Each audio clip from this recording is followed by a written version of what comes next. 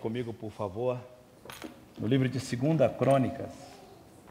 E queremos ler essa passagem tão conhecida. E nós vamos ler bastante a Bíblia essa manhã, se você quiser, tê-la bem aberta, perto de você. 2 Crônicas, nós encontramos essa afirmação que vale a pena ler de novo. Alguns de nós já sabemos de cor. Mas quando Salomão consagrou o templo, ele orou e pediu que Deus ouvisse a sua oração. E no capítulo 7, e no verso de número 14, Deus respondeu para ele.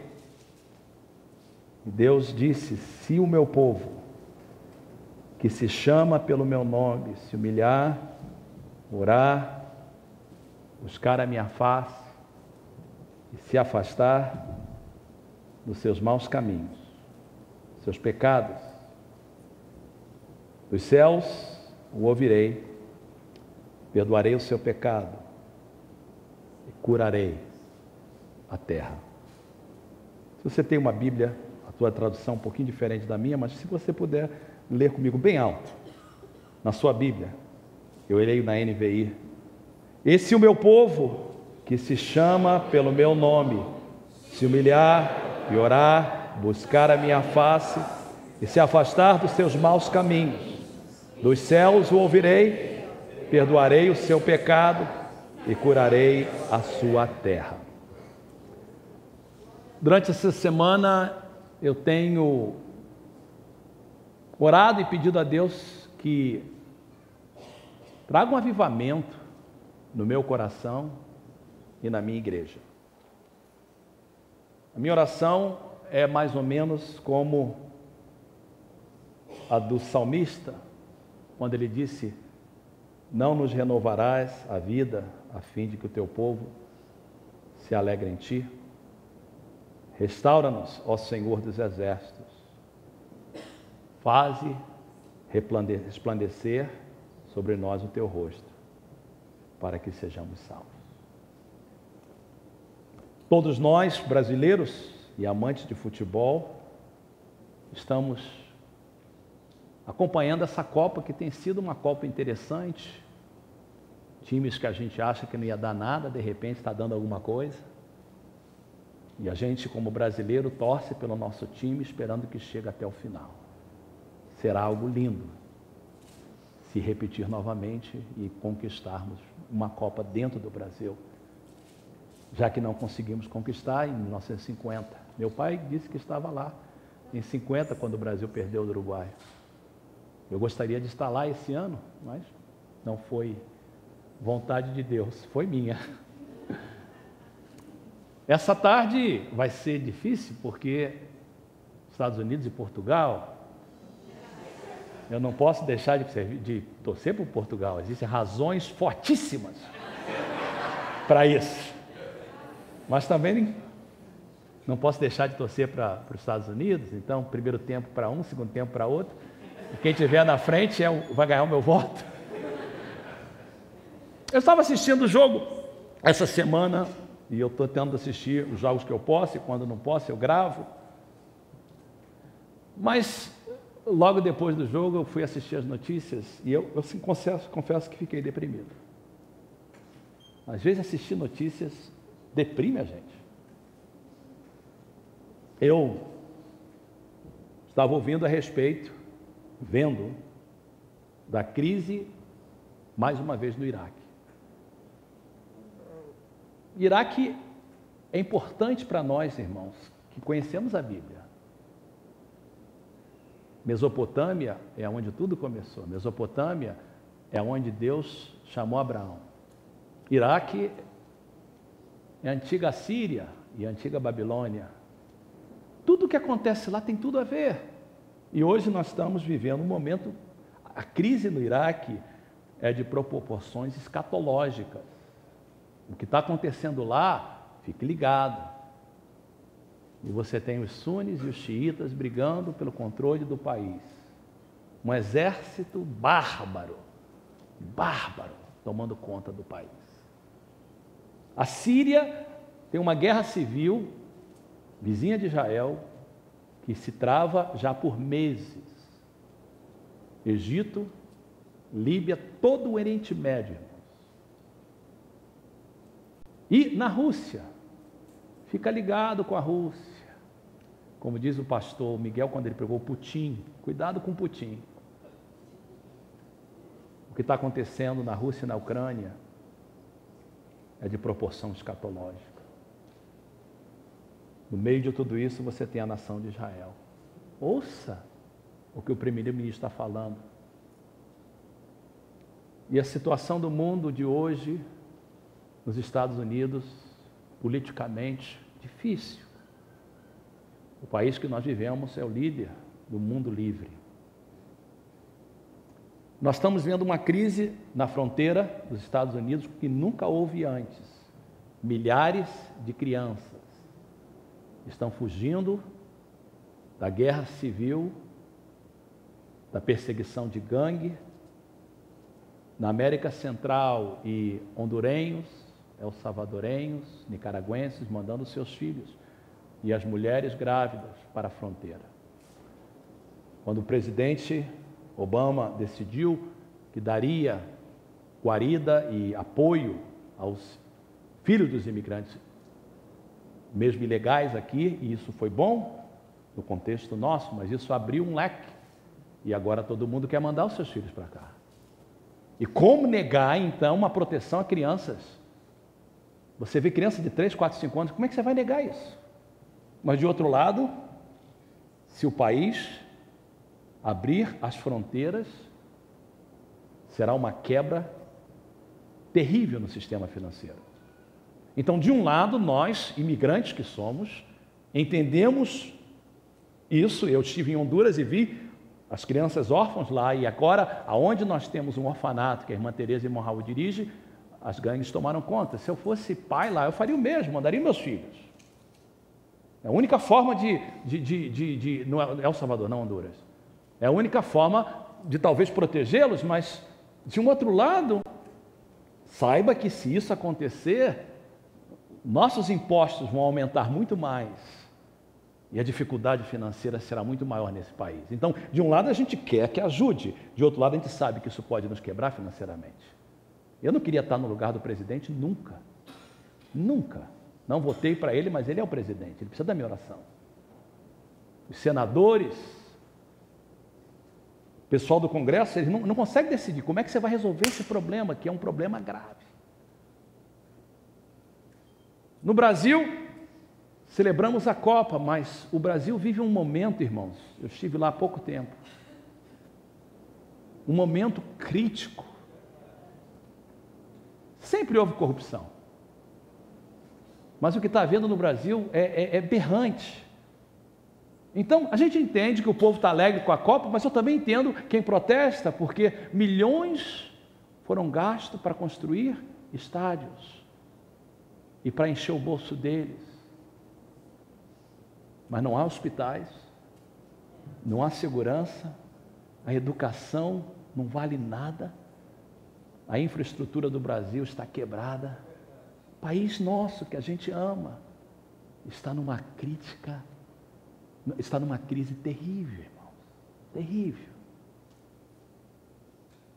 E a gente torce pela Copa, alegre, mas de outro lado a gente vê esse mundo. Aí eu encontrei um artigo no CNN que eu achei interessante, falou assim, como é que a gente pode torcer com uma Copa quando o mundo está desse jeito? Ele falou assim, é um paliativo, torce, porque é um momento de pelo menos você esquecer dos seus problemas. E a situação moral do dia de hoje, irmãos? Nós estamos vivendo um momento terrível, terrível.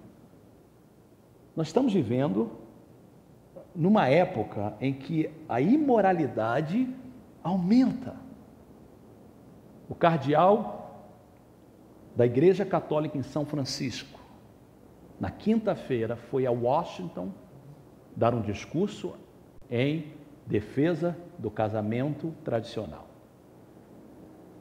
O vice-governador da Califórnia, o prefeito de São Francisco e a líder democrata na Câmara de Deputados, que é o Congresso dos Estados Unidos, Todos se levantaram contra ele e disseram: você não pode ir, você é cardeal em São Francisco, você não pode ir. Mas ele foi. Eu ouvia no rádio na quinta-feira quando o repórter dizia: o cardeal foi para um comício controversial. Ele está fazendo algo errado. E a notícia dava como se ele fosse pior do que um terrorista. Então, as pessoas que acham, e a gente respeita-os pela sua posição, mas eles não nos respeitam. Eles podem fazer passeatas, eles podem fazer comício, mas se o crente se levantar e falar, não é isso que a Bíblia diz. Somos taxados como intolerantes, sem amor. O pastor da maior igreja evangélica nos Estados Unidos, não preciso mencionar o nome, a maior igreja evangélica nos Estados Unidos, foi entrevistado alguns dias atrás a respeito dessa situação do casamento gay. E a pergunta que foi feita para ele foi: qual é, na sua opinião, o que a Bíblia diz a respeito disso? Ele enrolou. O repórter pressionou, e ele disse assim: na verdade, eu não entro nesses assuntos polêmicos. Meu negócio é amor, é ensinar como o povo pode viver uma vida melhor. Onde estão os profetas de Deus? A igreja do Senhor hoje não é mais sal nem luz. Nós vivemos numa época em que a igreja se compromete com o mundo, porque nós não queremos ser taxados como intolerante, como legalista. Abra sua Bíblia comigo no livro de 2 Timóteo. Paulo escreve o seguinte, capítulo 3, verso de número 1. Saiba disto.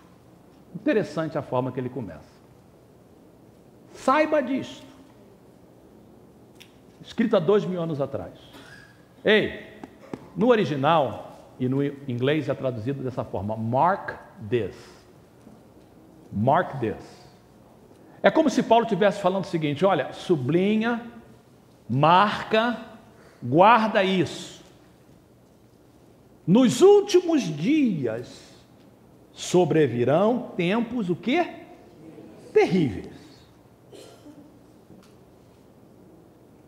Os homens, falando da raça humana, serão egoístas, avarentos, presunçosos, arrogantes, blasfemos, desobedientes aos pais, ingratos, ímpios, sem amor pela família, irreconciliáveis, caluniadores, sem domínio próprio, cruéis, inimigos do bem, traidores, precipitados, soberbos, mais amantes dos prazeres do que amigo de Deus, tendo aparência de impiedade, mas negando o seu poder. E como é que Paulo termina? Diz assim: afasta-se desses também. Por que eu vou me afastar deles? Essa é uma descrição atual, escrita há 2000 anos atrás, é uma descrição digna do dia de hoje. É o dia que nós vivemos. Tudo que está aí é o que nós estamos vivendo. E Paulo diz: igreja, não se contamina, não se conforme, afasta-se desses também. Paulo não está dizendo que a gente não deve amar o mundo, Paulo não está dizendo que a gente não deve orar pelas pessoas, testemunhar para elas, mas a gente não pode se contaminar, porque a Bíblia diz que como poderão andar dois juntos se não estiverem de acordo? A Bíblia diz: as más conversações corrompem os bons costumes. Volte para 1 Timóteo capítulo 4. O mesmo Paulo escreveu alguns anos antes, o Espírito diz claramente que nos últimos tempos alguns abandonarão a fé. Seguirão espíritos enganadores e a doutrina de demônios.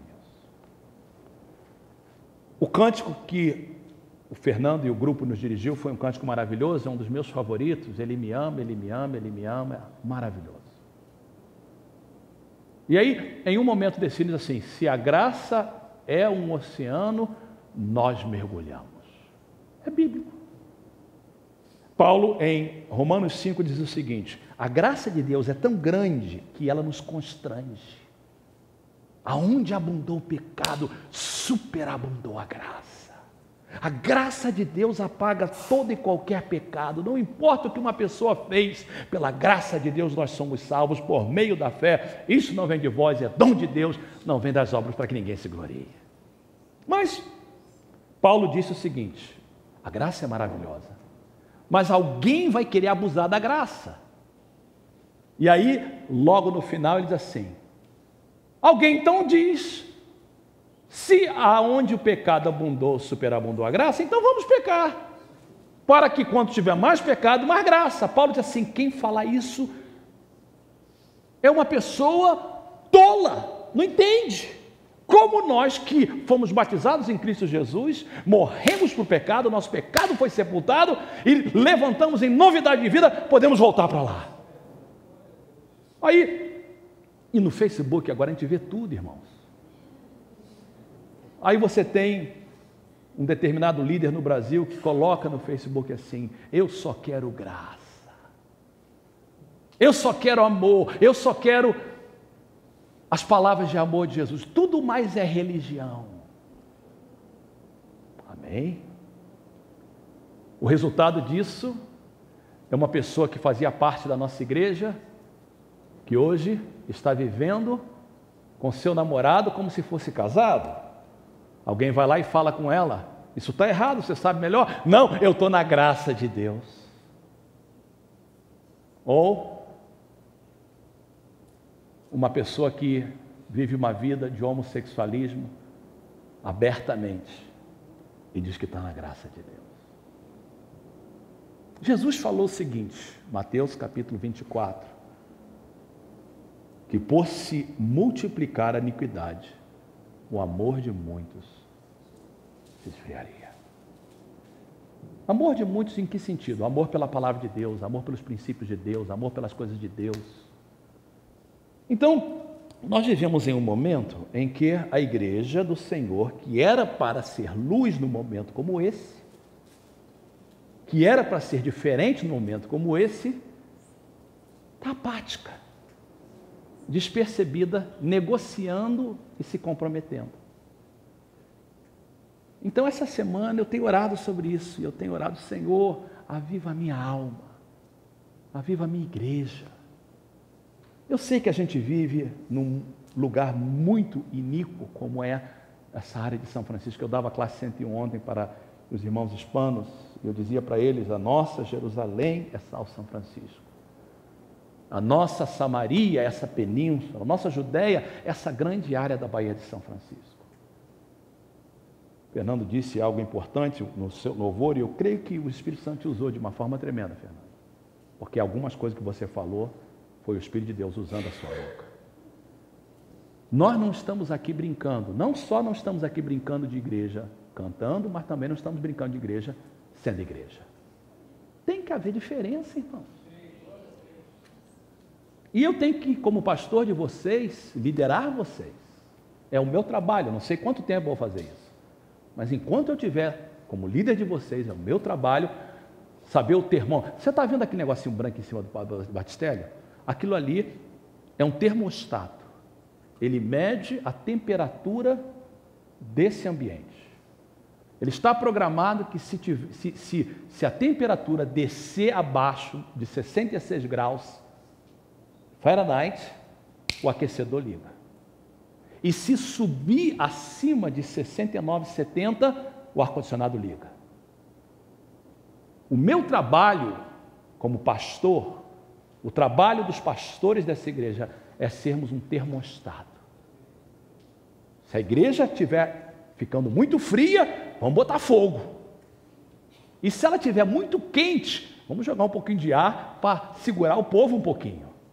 Aí você diz, não, pastor, quanto mais fogo, melhor. A Bíblia diz para ser fervoroso no espírito. Mamãe falou algo interessante esse dia, ela falou assim, tudo que é demais é sobra. Tudo que é demais é sobra. O problema é que às vezes as pessoas se dão para o fanatismo. Eu coloco versículo da Bíblia no Facebook, mas eu temo pessoas que só põem versículo da Bíblia. Porque elas põem tanto versículo da Bíblia, mas esquecem de viver o versículo que ela põe. Tudo que é demais é sobra. Então, o fanatismo religioso se torna já repugnante. Jesus falou para a igreja de Laodiceia, eu conheço as suas obras, eu sei tudo sobre você. O problema é que você é morno. Eu preciso que vocês entendam aonde vocês estão. Me preocupa a situação da igreja no dia de hoje. No Velho Testamento, muitas vezes o povo de Deus se afastava de Deus, porque faz parte de sermos seres humanos. Até mesmo você que está casado, Tereza e eu estamos casados há 31 anos, amamos um ao outro. Mas há momentos em que há uma paixão, há momentos em que a gente está preocupado com outras coisas, mas nós estamos comprometidos com outros. E esse tempo que a gente vive, só nós dois, nossos filhos já se casaram, nossa casa está vazia, é um tempo muito gostoso de gastar muito tempo junto. Mas quando nossos filhos estavam sendo criados, quando ela tinha que acordar às 5 da manhã para ir para o trabalho, nós não tínhamos a oportunidade que temos hoje. E a vida é assim mesmo, o povo de Deus é assim, tem momentos em que a gente está tão ocupado com tanta coisa, e é nesse momento que Deus levanta um profeta. E o profeta vinha para dizer, povo, volta para Deus. Eu fiz um estudo e eu vi que toda vez que um avivamento acontecia, no Velho Testamento acontecia quando havia uma decadência moral ou uma depressão nacional. Acontecia sempre quando o remanescente começava a ficar incomodado. O remanescente não era um grupo muito grande, era um grupo de pessoas que acordavam e diziam, a situação não está boa, vamos fazer alguma coisa. Acontecia sempre quando a palavra de Deus era honrada, a palavra de Deus era pregada. E o resultado sempre era um retorno à verdadeira adoração de Deus. Havia destruição de ídolos, de tudo aquilo que atrapalha, que fica entre nós e Deus. Havia separação do pecado e a restauração de gozo, alegria e prosperidade. Eu estou preocupado com a igreja no dia de hoje, e quando eu digo a igreja, eu falo de todas as igrejas, mas eu começo com a minha igreja, a igreja que eu pastoreio. Eu me reúno uma vez por mês com os pastores das igrejas em Sal São Francisco para orar, e quinta-feira passada nós oramos, Senhor, tem misericórdia dessa cidade, traz um avivamento.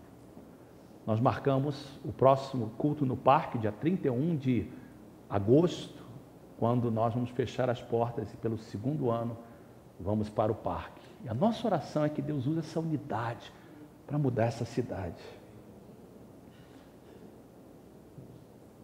Eu oro, Senhor, desperta a igreja, desperta os pastores, desperta os jovens.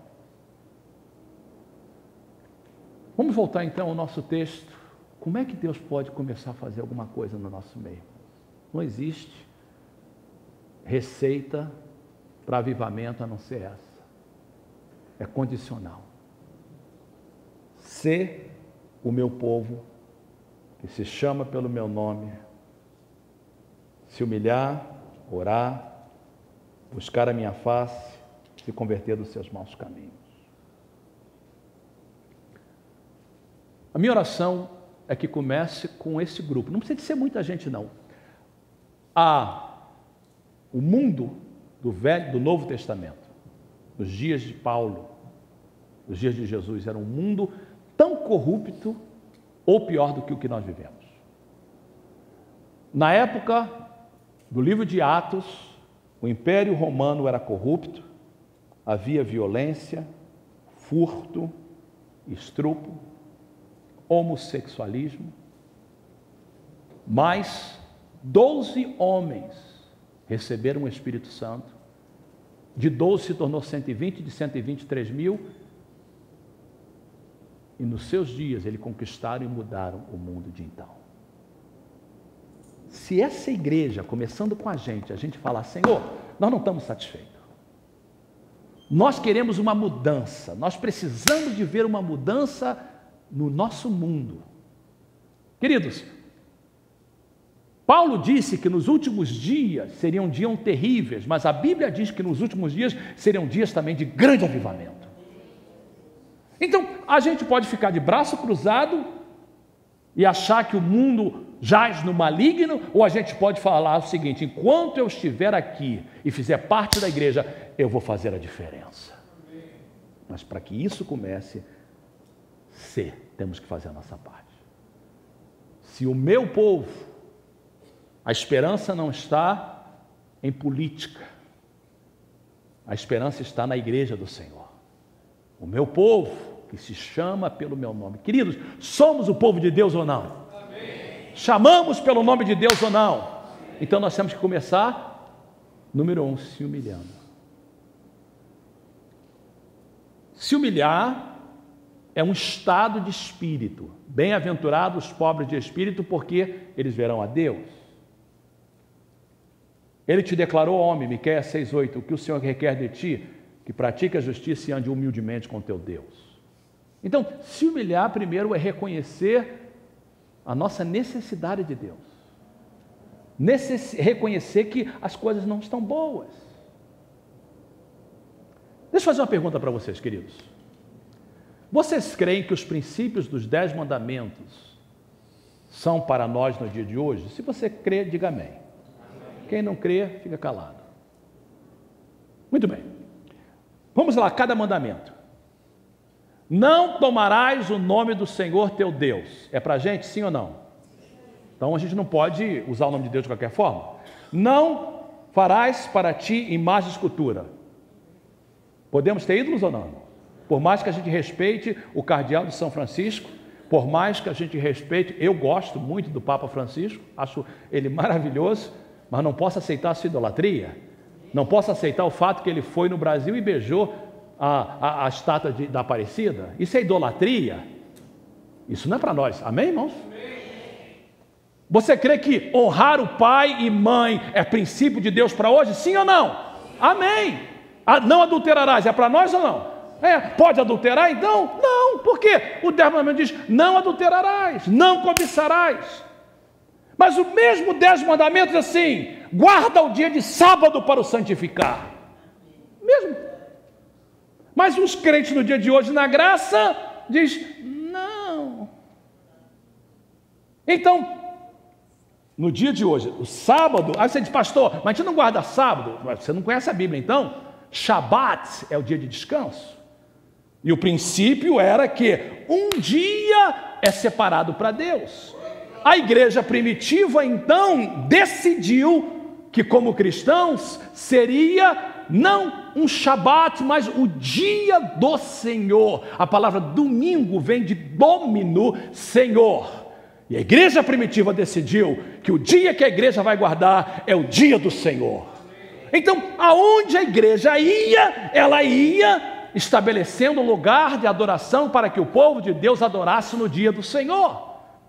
Quando Paulo chegou numa determinada cidade chamada Filipe, não havia nenhuma congregação, não havia igreja e não havia nem sinagoga.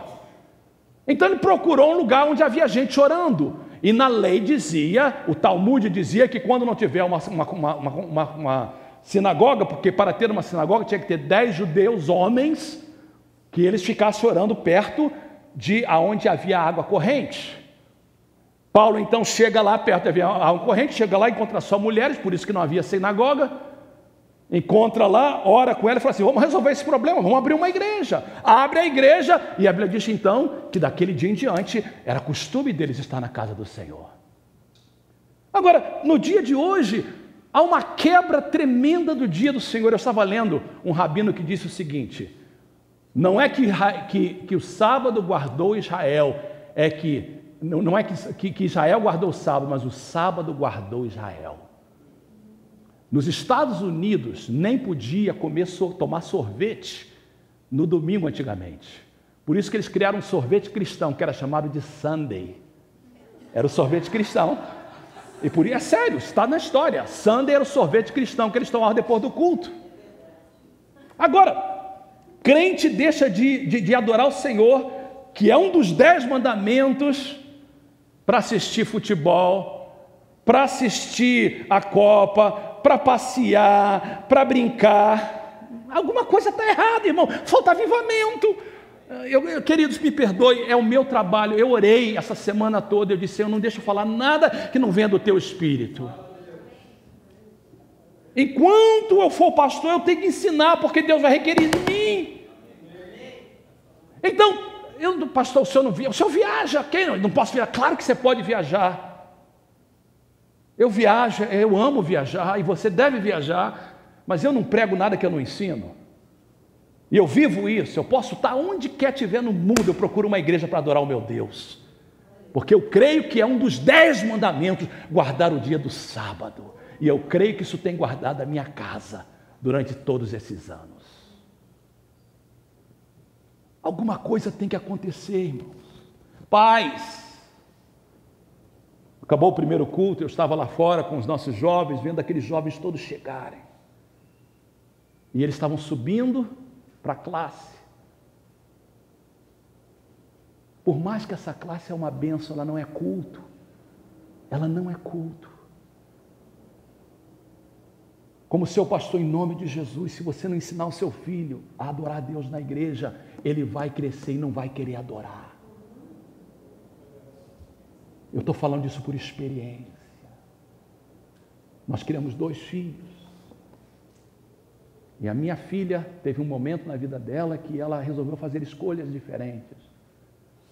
Mas enquanto ela estava na nossa casa, a gente falou para ela: você, enquanto estiver na minha casa, domingo de manhã na igreja. E mesmo em momentos em que ela estava vivendo uma vida de escolhas diferentes do que eu e a sua mãe queria, domingo ela estava na igreja. Hoje ela está de volta servindo ao Senhor, abençoada, casada, bem casada. Então, os pais são os mais culpados, porque nossos filhos seguem nosso exemplo. Quando você abandona a igreja por qualquer razão, por favor, não estou falando com uma pessoa, seja qual for, você está ensinando seu filho a quebrar um dos 10 mandamentos. E você que tem filho que está lá em cima, se você quer que o culto dele seja em português, então que ele fique do seu lado. Porque a classe lá em cima é uma benção, mas não é culto. Se eu fosse você, eu traria às 9h30 para ouvir inglês, que é a língua deles. A mesma mensagem que eu prego aqui, eu prego para eles na 9h30, no contexto diferente. Eu rogo, como pastor de vocês, pela alma dos seus filhos, tragam para a igreja, ensina eles a estar na igreja. E se você diz, não, que tem que ser em português, se você é teimoso, então põe do teu lado para estar cultuando ao Senhor. A igreja precisa de um avivamento, mas primeiro a gente tem que se humilhar e dizer: Senhor, tem misericórdia de mim. E nós, como igreja, precisamos. Eu não estou satisfeito, queridos. Eu não estou satisfeito com o nível espiritual da igreja que eu pastoreio. Eu estou aqui mais tempo do que muitos de vocês, aliás, do que quase todos vocês, e se não de todos vocês. E eu já vi a nossa igreja passar por momentos altos e baixos. A igreja é como o mundo. Nós temos tempo de verão, tempos de outono, tempos de inverno, tempos de verão. E a Bíblia diz que a gente tem que entender as estações. E eu estou preocupado com a estação que nós estamos vivendo no dia de hoje. Não somente a nossa igreja, mas eu vou falar pela nossa igreja. Eu vi fotos de uma pessoa que está no Brasil com cerveja, bares, que meu coração entristeceu tanto, irmão. Não é pela cerveja, mas é pelo testemunho. Eu mandei uma mensagem privada. Eu não falei sobre o que, eu só falei, eu estou preocupado. A pessoa respondeu, conhecendo o Senhor, eu sei exatamente por quê. E a minha preocupação continua. A igreja não está, as pessoas não pensam do seu testemunho. Jesus disse assim: vós sois a luz do mundo. Não se pode colocar uma luz embaixo, escondida, porque ela não vai brilhar. Isso significa que você não pode ficar caladinho com o seu testemunho, você tem que brilhar. Jesus diz assim: vocês são o sal da terra, mas se o sal for insípido, não serve para nada, a não ser para ser pisado pelos homens. A tristeza minha hoje é que a igreja de Jesus em geral, hoje cresceu, tem dinheiro, tem nome, tem número, mas não tem influência. Antes, aquela igreja antiga, que era minoria, mas que fazia diferença. Não há diferença. Não há diferença. Então nós temos que começar dizendo: Senhor, tem misericórdia. Nós humilhamos perante Ti. Se humilhar e orar. Eu quero, como pastor de vocês, convocar a igreja para orarmos. Toda quarta-feira nós terminamos a série, que por falar nisso, deixa eu dar um parênteses e volto na oração. 6 semanas de mensagens, 42 e-mails diários, 6 estudos bíblicos na quarta-feira, mostrando para a igreja que Deus não quer fã, Deus quer seguidor. E que seguidor é quem está disposto a negar a si mesmo, tomar a sua cruz e seguir a Ele. A verdade é que nós estamos com uma igreja cheia de fãs e poucos seguidores. Um seguidor está disposto a dizer: Senhor, não a minha vontade, mas a tua vontade.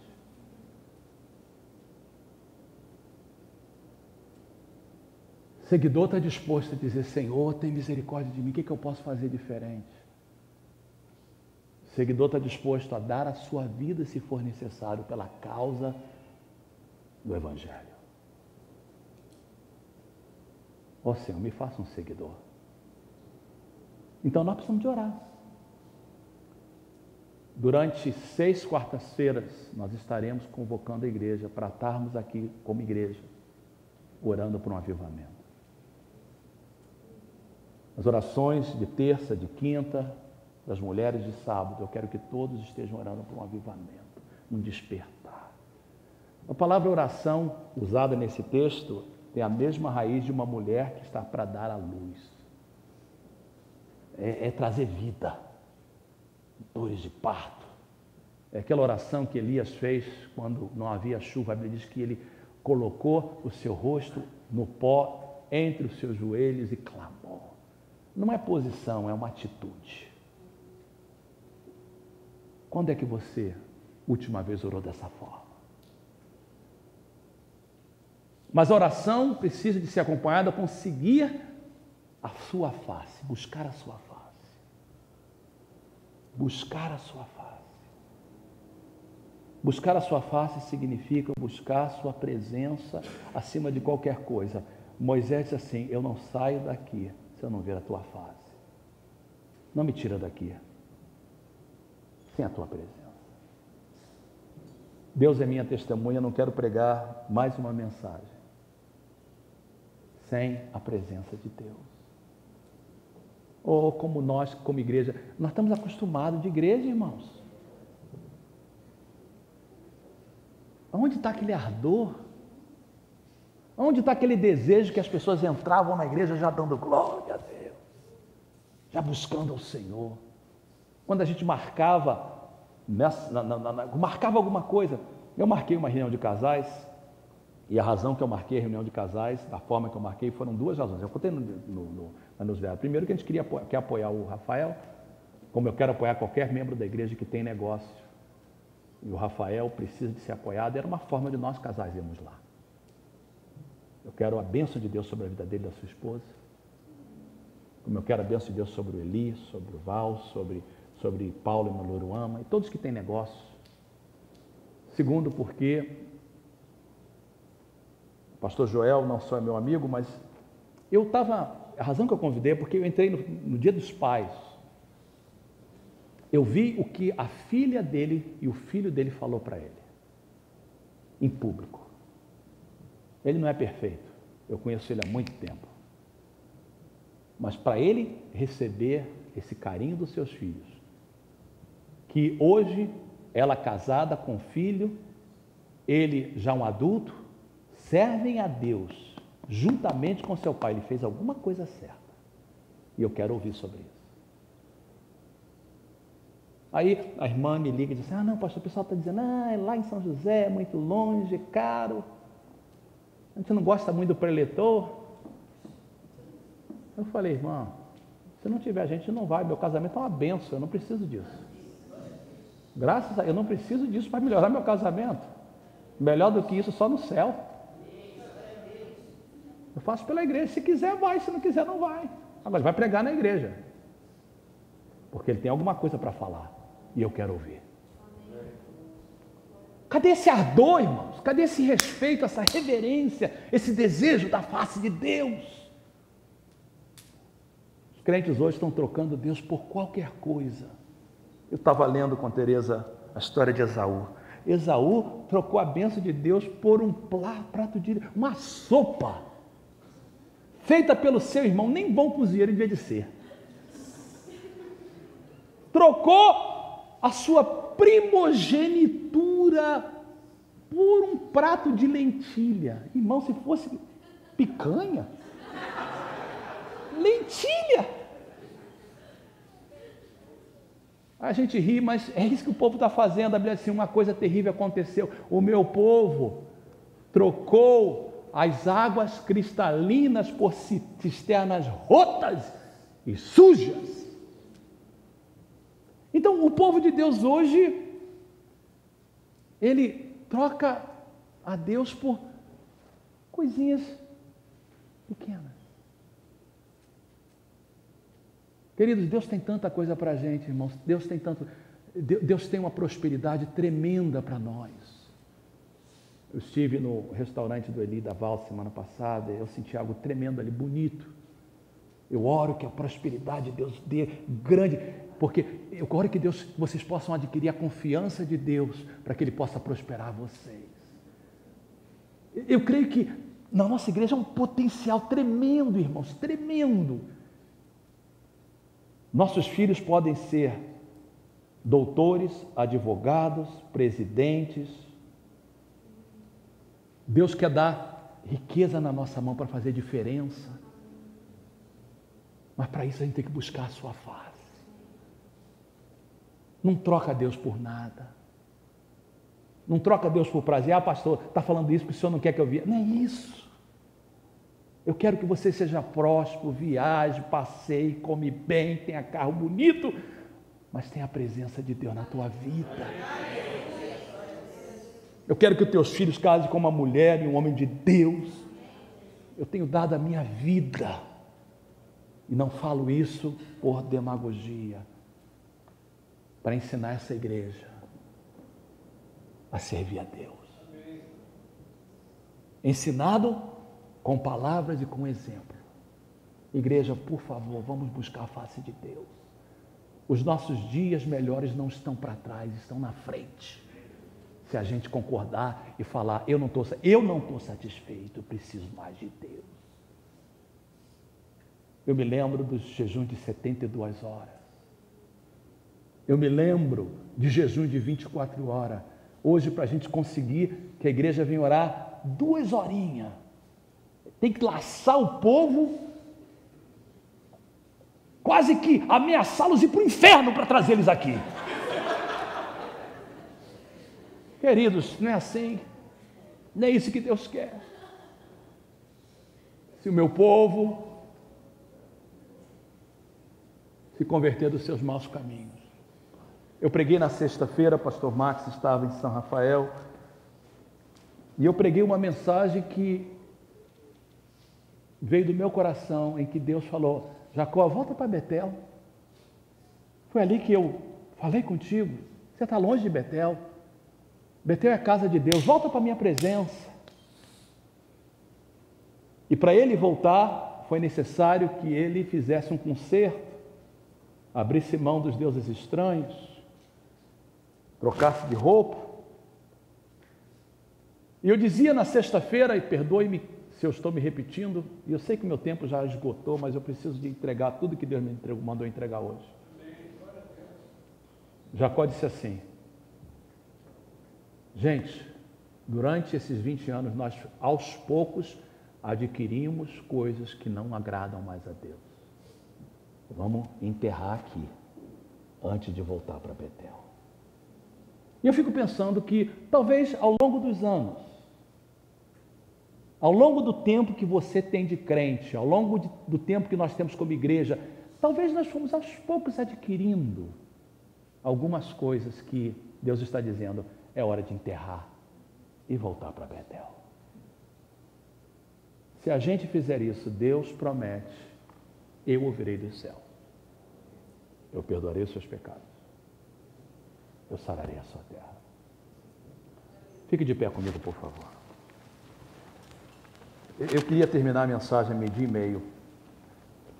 Falhei.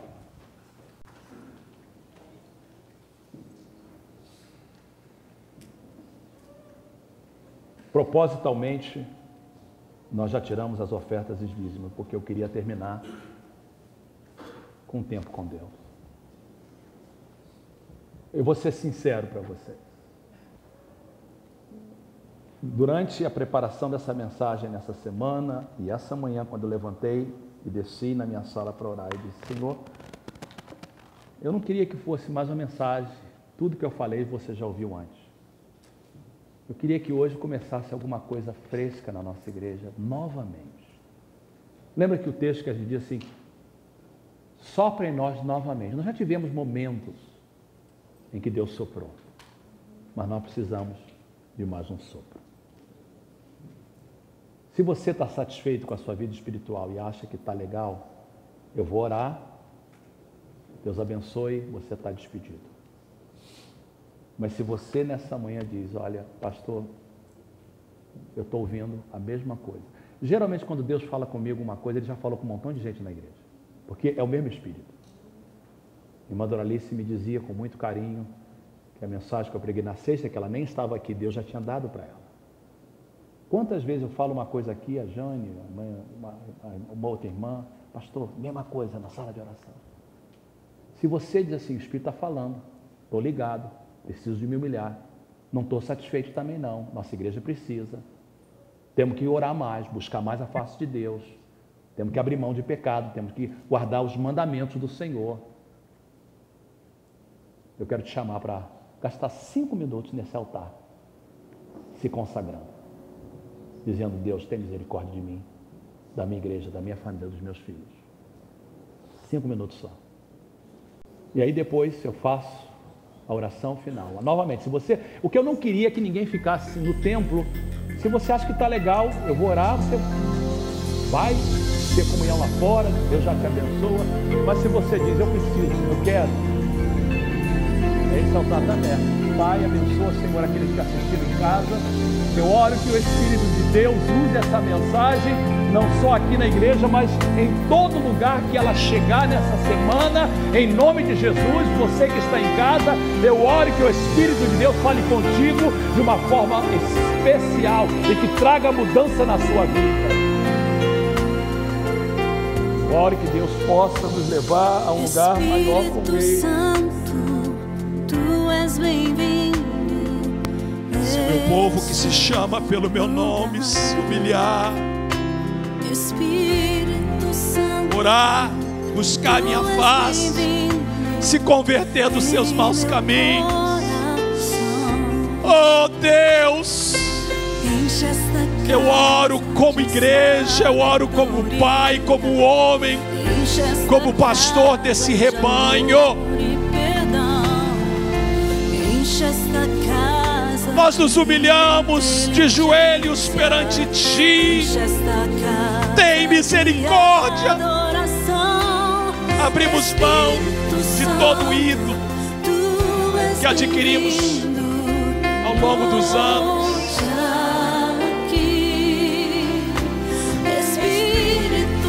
Enterramos ele neste lugar. Perdoa-nos quando agimos como o mundo, quando nos conformamos com o mundo, quando negociamos princípios, quando somos fãs em vez de seguidor. Eu trago essa igreja e agora não oro como eu, mas eu oro como igreja, como líder deste rebanho. Perdoa a nossa igreja quando temos afastado de princípios importantes. Perdoa os membros, Senhor, que perderam de ser sal, de ser luz. Perdoa as fotos sendo colocadas nas redes sociais, as palavras sendo faladas, as escolhas sendo feitas. Medo de ser taxado como legalista.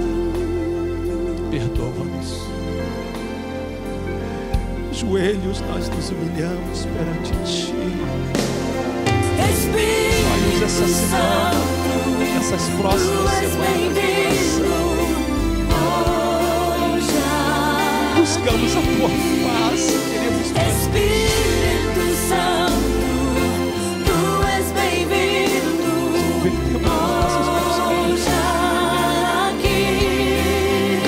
Derrama Teu óleo, derrama Tua unção, Espírito Santo de Deus.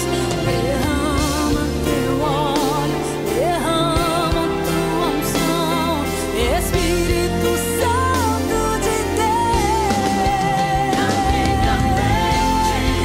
Em meu coração, no meu falar, no meu agir, meus pensamentos e intenções.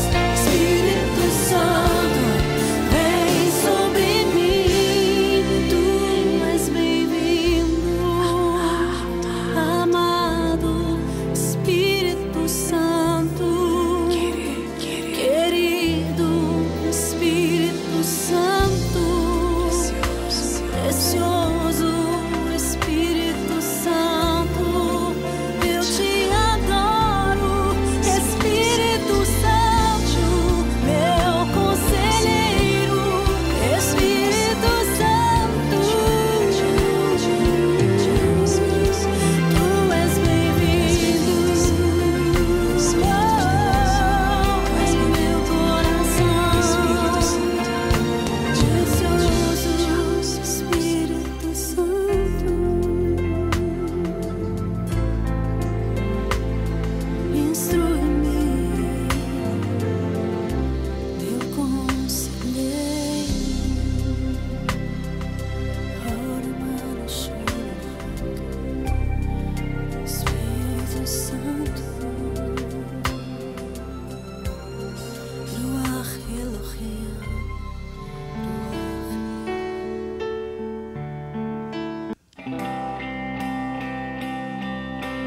Deixa o Espírito Santo falar contigo. Não tenha pressa, não. O momento mais importante da sua semana está acontecendo aqui. Isso dê lugar ao Espírito Santo. Dê tempo ao Espírito Santo para agir, te falar. Às vezes você fala, mas não dá tempo ao Espírito falar. Mas o Espírito Santo é uma pessoa. There is no love sweeter than the love you pour on Mostrar o que você me. precisa fazer. There is Às no vezes a gente tem a song presença de Deus. sweeter than the A gente é song you convencido. sing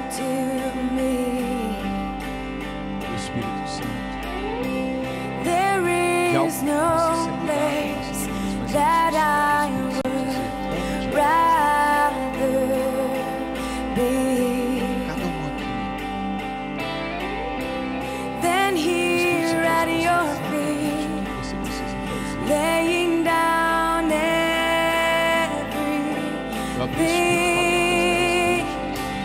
All to you I surrender. Everything, every part of me. All to you I surrender. All of my dreams, all of me.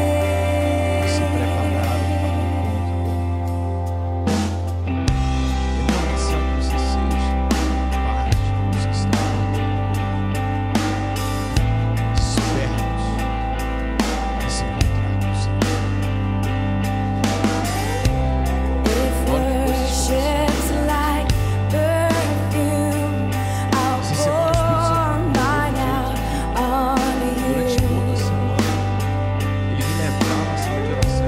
For there is none as deserving of my love like you. So take my hand and draw me into you. I want to be swept away, lost in love for you. E a minha oração é que você não continue All to you I surrender. Everything, every part of me. All to you I surrender. All of my dreams, all of me. All to you I surrender. Everything, every part of me. All to you I surrender. All of my dreams, all of me. Oh, I Primeira coisa que eu fiz essa semana foi surrender. I surrender. 'Cause I trust you, God.